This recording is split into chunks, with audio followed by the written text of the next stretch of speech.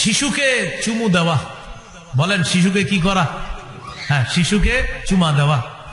সহিহ বুখারীর বর্ণনা 5997 নম্বর হাদিসের বর্ণনা। আকরা ইবনে হাবেস রাদিয়াল্লাহু তাআলা আনহুর বর্ণনা, তিনি বলেন, ইন্নালি আশারাতাম মিনাল ওয়ালাদ মা ক্বাব্বালতু আহাদাম মিনহুম। তিনি বলেন, আমার 10 জন সন্তান আছে, আমি কাউরে কখনো চুমা দেই না। রাসূলুল্লাহ সাল্লাল্লাহু আলাইহি সাল্লাম বললেন, তুমি এটা কি বলো, তোমার সন্তানদেরকে চুমা দাও না? বলে, না হুজুর। নবীজি বললেন, মান লা ইয়ারহাম লা ইউরহাম, যে দয়া করে না তার প্রতি দয়া করা হয় না। তোমার শিশুদেরকে যদি তুমি দয়া না করো, আল্লাহ তোমার প্রতি দয়া করবে কিভাবে? তুমি শিশুদেরকে চুমু দিবা, আদর করবা, তাহলে আল্লাহ তোমার প্রতি দয়া করবে, আল্লাহ তোমাকে মায়া করবে। 24 নম্বর, শিশুকে স্নেহ করা। তিরমিজির 1920 নম্বর হাদিসের বর্ণনা। قال رسول الله صلى الله عليه وسلم ليس منا من لم يرحم صغيرنا ولم يعرف شرف كبيرنا। নবীজি বলেন, যারা শিশুকে স্নেহ করে না আর বড়কে শ্রদ্ধা করে না, সে আমাদের অন্তর্ভুক্ত না।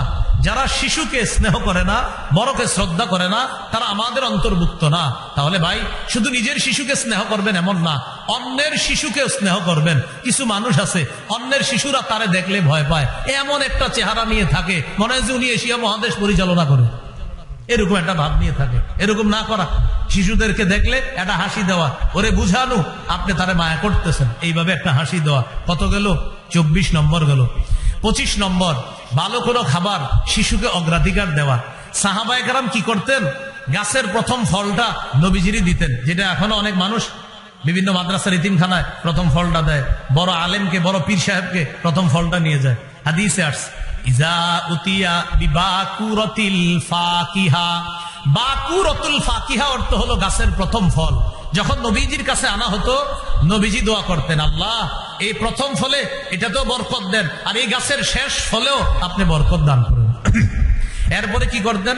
সুম্মা ইউতিহা মাইয়াকুনু ইনদাহু মিনাস সিবিয়ান। নবীজির পাশে কোনো শিশু থাকলে ওই শিশুকে ফলটা দিয়ে দিতেন, নবীজির জন্য ফল আনতেন। নবীজি বরকতের দোয়া করে, পাশে শিশু থাকলে দিয়ে দিতেন, নাও তুমি খাও। সুবহানাল্লাহ। কত গেল? 25। 26 নাম্বার, শিশুর সাথে সত্য কথা বলা। ওর সাথে ছলে বলে কৌশলও মিথ্যা কথা বললেন না। আব্বু এদিকে আসো, মজা দিব, আসার পরে দেন নাই, এই মিথ্যা কথা বললেন না। বাবা এদিকে আসো, মজা দিব, দেন নাই। চলো তোমাকে খেলনা কিনে দিই, দেন নাই, এই মিথ্যা কথা বললেন না। যা বলবেন সত্য বলবেন। আবু দাউদের 4991 নম্বর হাদিস।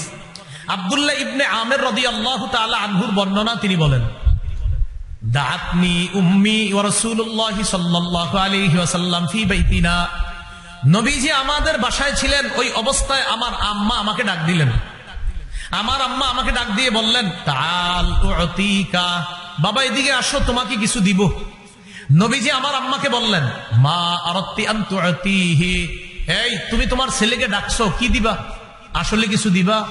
তিনি জবাব দিলেন, উতিহি তামারান ইয়া রাসূলুল্লাহ, হুজুর আমি আমার ছেলেকে খেজুর দিব। ফাকাল রাসূলুল্লাহ সাল্লাল্লাহু আলাইহি ওয়াসাল্লাম, লাউ লাম তুতিহি শাইআ কুতিবাত ইনদাল্লাহি মিনকি কাযিবা। তুমি যদি তোমার ছেলেকে ডাকার পর কিছু না দিতা, তোমার নামে আল্লাহর খাতায় একটা মিথ্যা কথা লেখা হয়ে যেত। তুমি তোমার ছেলেকে ডাকছো কিছু দেওয়ার জন্য, যদি না দিতা তোমার নামে একটা মিথ্যা কথা লেখা হয়ে যেত। তাহলে ভাই, এটা গুরুত্বপূর্ণ কথা। আমরা শিশুদেরকে ছলে বলে কৌশলেও মিথ্যা কথা বলবো না। বলেন ইনশাআল্লাহ? হ্যাঁ, মিথ্যা বললেন না, ঠিক আছে তো ইনশাআল্লাহ? এ হলো 26 নম্বর।